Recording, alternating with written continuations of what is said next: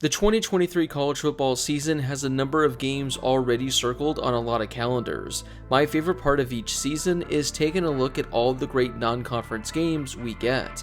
Whether it's two teams meeting for the first time or teams meeting for the second season in a row, there are always a lot of storylines when two out-of-conference teams meet up.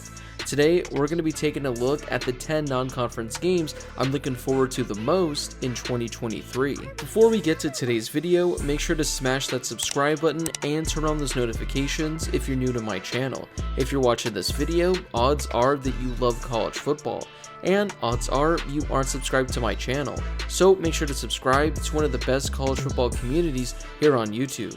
I'm posting college football videos every day leading up to the start of the season, so make sure to subscribe so you never miss a video. Also, make sure to drop a like on this video as well. It helps out with that YouTube algorithm and helps share the video with more college football fans. Plus, it only takes a second to do. What non-conference game are you looking forward to the most in 2023? Let me know in the comment section down below. We'll kick off today's video with the rematch from one of the best games of 2022. Texas will travel to Alabama to face them in week 2. Texas nearly pulled off the upset last year as they fell to the Tide by only 1 point. This will be the 11th meeting between these two programs, and it'll be Texas's first trip to Tuscaloosa since 1902. Last year's meeting was the first regular season matchup between the two teams since 1922. Although this game is happening in week 2, it's already going to have major playoff implications for both teams. A win will be a massive resume booster, while a loss will put either team in a hole where they'll likely have to win out the rest of the way if they want any sort of chance of reaching the college football playoff. One of the best matchups of the season is a game that we get in week 1. Florida State and LSU will meet up once again, this time in Orlando.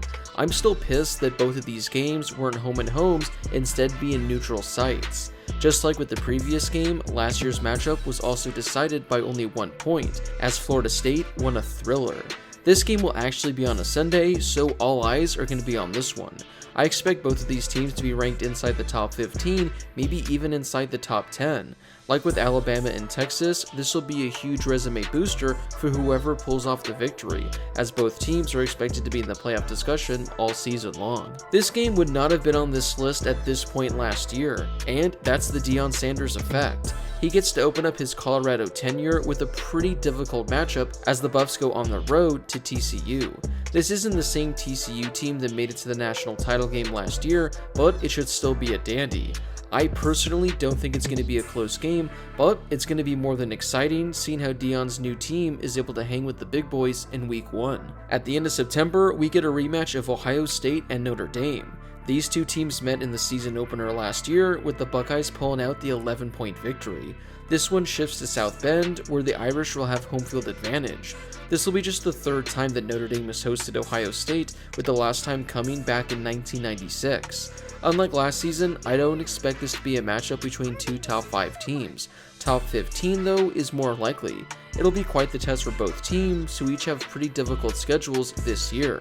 This will also be a pretty big game for each team's playoff hopes, especially Notre Dame, considering they can't afford more than 1 loss during the regular season. A random game that I think is flying very under the radar for a lot of people is UTSA at Tennessee. We'll get this one the same weekend as the Ohio State Notre Dame game. It might not jump out to you, but this could be a sneaky good one. It'll be the first time these two teams have faced each other, and could easily be a battle between two undefeated top 25 teams. UTSA has been one of the better group of 5 teams over the last few years, and they're expected to be solid once again this season. Meanwhile, with Tennessee, this is a team who will be trying to fight for a potential playoff spot all year. I know you could look at a lot of teams on their schedule, but this is a game that should definitely be circled. I think the Roadrunners can go into Tennessee and potentially cause some chaos. Another very underrated matchup is Ole Miss traveling on the road to take on Tulane. It's not often you see an SEC team traveling on the road to face a group of 5 school, let alone a really good one. This will actually be the 64th matchup between these two programs. The two teams met last in 2021 when Ole Miss won by 40 points. This is going to be a much different Tulane team than the one they saw 2 seasons ago. The Rebels should be on upset watch against the Green Wave. Oregon travels on the road in week 2 to take on Texas Tech in what could be a pretty thrilling game. This will be the third ever meeting between these two programs, with the last game coming back in 1992. Oregon leads the all-time series 2-0. The Ducks are a team with playoff hopes and aspirations, but they'll have to go through Texas Tech if they want to keep those hopes alive. A lot of people are really high on Texas Tech this year, and for good reason. They won 8 games in 2022, the first time they've done that since 2013, even before Patrick Mahomes was there. They ended their season on a 4-game winning streak and had some serious momentum. I've talked about them this offseason, but I have Texas Tech as a potential sleeper in the Big 12. I think they can do a lot of damage. Both of these teams are going to be really good in 2023, so the stakes are going to be pretty high in this one. We get a rematch of a pretty thrilling game from last season in Week 1, as the Gators will travel on the road to Utah to take on the Utes. Florida pulled off the upset last year as they won by 3 points. This will be the third ever meeting between these two schools, as Florida has won both. It's going to be the first time that the Gators have ever traveled to Utah. The Utes will be looking to get revenge from last season and to be picking up their first win of the year.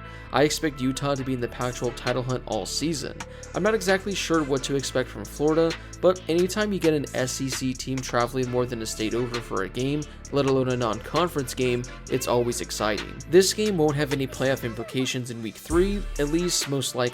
With that being said, Pittsburgh and West Virginia is one of the best rivalries in all of college football. After a decade-long hiatus, the Backyard Brawl made its return in 2022 and lived up to its billing. Pittsburgh picked up the victory after 7 lead changes with a game-winning pick 6 late in the fourth quarter, as the Panthers extended their all-time advantage over the Mountaineers 62-40. With the series now moving back to Morgantown for the first time since 2011, West Virginia hopes to return the favor after losing last year's thriller. Like I said, this won't have major playoff implications or even conference implications, but this is a good old-fashioned bad blood rivalry. The final game on today's list will happen in Week 2, as Texas A&M travels to Miami to take on the Hurricanes. This will be the 5th ever meeting between these two programs, with the series tied at 2 games apiece. They met last season, with A&M winning by 8. 2022 was a disappointing year for both of these teams, so they're desperately hoping to turn things around this year. I'm sure there are some other games that are more deserving of being on this list as opposed to this one, but this game is very intriguing to me. What kind of team are we going to get out of Texas A&M in 2023? And the same could be said about this Miami Hurricanes team. This game just overall seems pretty disgusting, which means it'll probably somehow end up as an all-time classic. Well, those are the 10 non-conference games I'm looking forward to the most in 2023. Which game are you most excited for? Was there a non-conference game that I didn't include in today's list that should have made the cut? Whatever that game is, let me know in the comment section down below.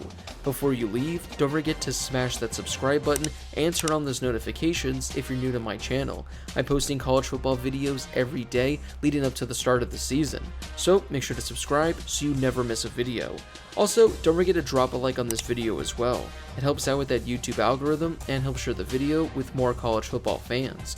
Plus, it only takes a second to do. As always, thank you guys so much for watching, and I'll see you all in my next video.